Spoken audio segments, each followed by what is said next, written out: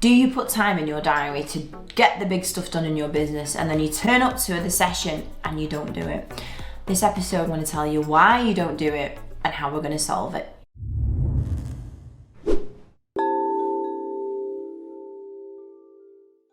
Hello and welcome to this week's episode of MiTV. My name is Emma Mills. I own a business called MyPA and I help business owners move through that messy middle of it, just being them on their own, solopreneurs, through to getting an outsourced or an employed team around them. And this week's episode is inspired by a problem I know so many of us have had, we might have intermittently, and I know we have it because I was talking about it in a mastermind meeting that I'm in a couple of weeks ago, and the question cropped up that a couple of individuals around the table planned time in their diary to get the needle moving stuff done. And when I say needle moving, I mean like the tasks that are going to move you forwards, your business forwards. You're going to get either more customers, or you're going to be more profitable, or you're going to find new opportunities or strategies. You're going to bring more attention to your business. You know, all the big stuff that moves you forward. And there's people that planned time in their diary, they made appointments with themselves, and when it comes to, let's say it's 9 a.m. on a Wednesday morning, they turn up to the slot with themselves and they're like, and they don't do anything. And they don't do anything meaningful in the session, and the session goes by and we're all experts at making ourselves feel really busy, aren't we? And we're like, oh yeah, well that was busy, what did you actually get done? Don't know, replied to some emails. And we don't actually work on the stuff that we know we should be doing. And this week's episode is why we do that, because I think when we know why, we can solve it and how we're going to solve it. So for me, there are two main reasons why this happens, and I am not talking from a place of judgment here. I'm talking from a place of Emma's got this hat, she's like got the t-shirt, she's really good at going, okay, I'm gonna have some focus time tomorrow morning, getting to it, and then finding it way easier to open up my inbox or open up Xero, reconcile some payments, do the busy stuff, get to 9 o'clock and go, oh well, I was out, that stuff had to get done then. It didn't. Made me feel better. So I'm talking from a place of I know how to do this and procrastinate really, really well. But for me, there are two main reasons why we do that. So number one is fear. And in my experience, it's fear of being good enough to get the needle moving thing done. Fear of being or creating stuff that is good enough in this planned focus time. There's almost like a feeling of overwhelm with it.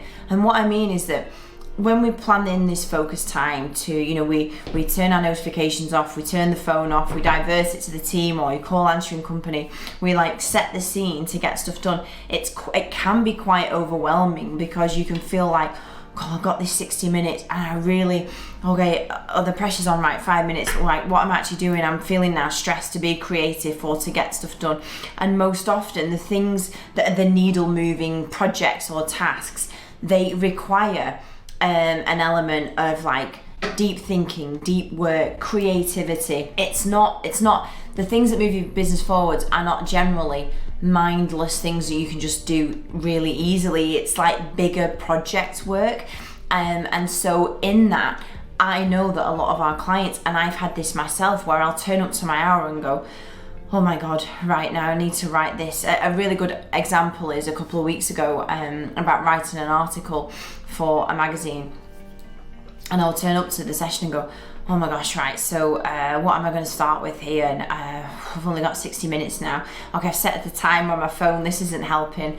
Yeah, well, I don't think it's going to be any good anyway. Like, I think whatever I'm going to write is going to be crap. Or I can't think of any ideas to generate new customers. Or like, I think we generate a lot of fear around, are we any good at doing these things?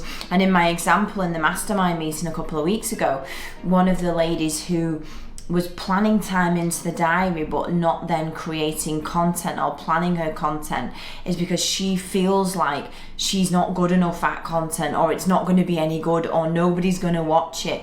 And so all of that fear just completely spins up into time that we procrastinate on because we think that we're not going to be good enough to get this done, or it's too overwhelming, or oh, actually now it's come to it, I don't think this is going to work.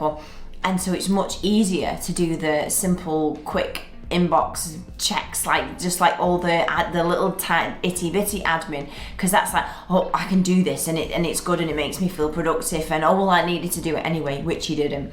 So turning up with fear to the session is for me one of the biggest reasons why people don't make the most of the sessions that they book with themselves. And when you couple this with number 2, which is we don't know what to do in that session, there is nothing worse than turning up to an hour and 90 minutes that you've blocked into your diary without a plan beforehand, because the first thing that you're going to do is procrastinate on what you should dedicate your time to.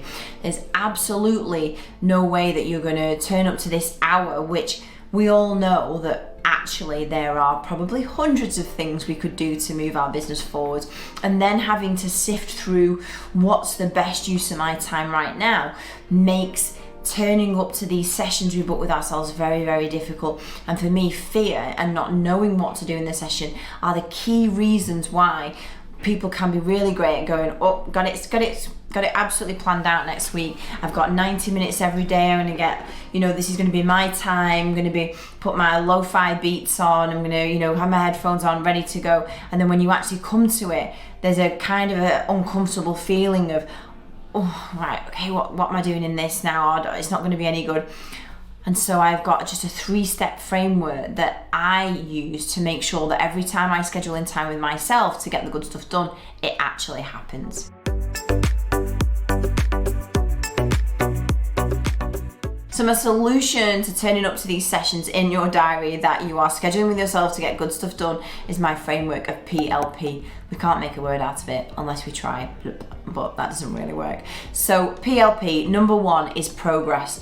Whether you have the phrase of prolific beats perfect, my new one, my favorite one, which I heard on a trip that I went on the other week, is version 1 is better than version none.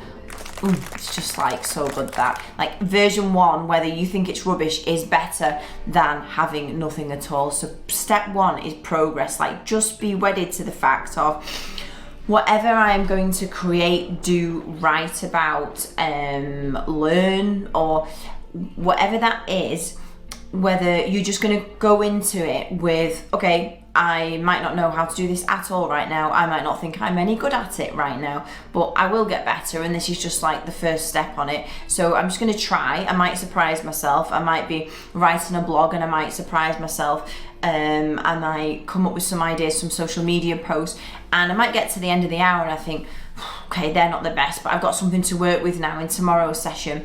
So we're gonna really, really focus in on progress of any kind is better than you dicking around in your inbox, for want of a better word. So we're gonna put the focus sessions in, and we're gonna be wedded to the fact of, I'm going to take the pressure off myself. I'm not going to be my own worst critic. I'm just going to go, whatever happens in this now next 60 minutes, 90 minutes, this progress is better than where I was an hour ago. So Emma, we're just going to roll with it. So my first part of solution is we're going to be married to the fact of any kind of progress is better than none at all.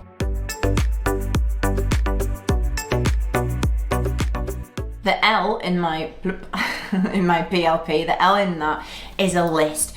Do not turn up to your sessions without a list of things that would be a good use of time. Don't go into it thinking, right, okay, it's 9 o'clock now. Oh yeah, last week I did say I was going to start writing a newsletter. Oh, maybe I'll go to that. Oh, and then actually at the end of the session, oh no, I was meant to create that social media post because I don't have anything scheduled for tomorrow. Like, we're going to go into the sessions with lists. We're going to have, whether you just write it in your notepad, your Apple Note, whatever project management tool you're using, we're just going to create an ongoing list that we add to. It's like a war chest of things to open up and go, oh yeah, I can work on that one today. So we're going to create a list and just add to it ongoing of the things that we know would be needle movers, business movers, whether it's sending out a new email campaign, whether it's starting to send a weekly email, whether it's making sure your new leads into your system get some automated email replies so they get some nurturing, whatever it might be. We're just going to keep adding to the list as you come up with ideas and inspiration, so you've got a reference point to look at of the things that you need to do. So we're wedded to progress, and number 2, we're going to have a list that's like our war chest of things to refer to get done.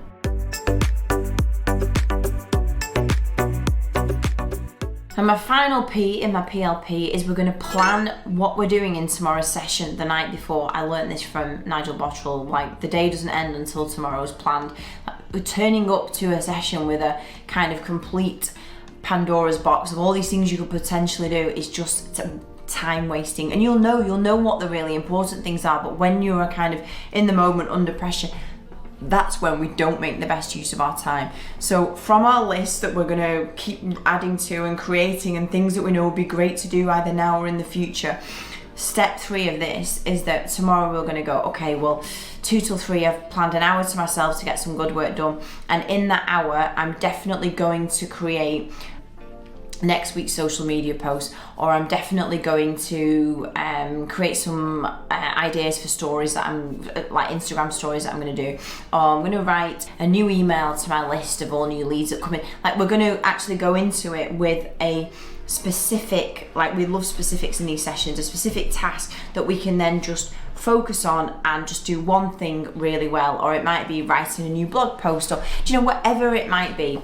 We're going to turn up to it and go, I'm just going to start. I'm just going to I'm all totally in here for the progress that I'm going to make. I've got my list to refer to plan the following day, and I'm going to make sure that I've planned what I am doing in that session today. I'm just going to do that one thing really well. And the satisfaction of just putting your energies into one thing, making progress on it, whether it's that much or that much, is so satisfying, and the compound effect of it is really, really game changing for your business. And so, number 1, if you do this, do not please be hard on yourself. Most of us do it. Most of us are the kings and queens of procrastination. Even like the gurus that you look up to, they will know how to procrastinate, but they will set themselves up for success by turning up to sessions that they book with themselves and making the most of it. Because just like if you had a meeting with a client, you wouldn't not turn up to it. You wouldn't talk about things that just weren't relevant, and you wouldn't kind of dick about doing like little things that the client wasn't interested in. You'd go there with an intention, with an outcome that you wanted, and we're going to do exactly the same thing on the time that we book with ourselves. I hope today's episode of MiTV was really helpful for you on making the most of time to move your business forwards, and I'll see you next week for episode 263. See you then. Bye bye.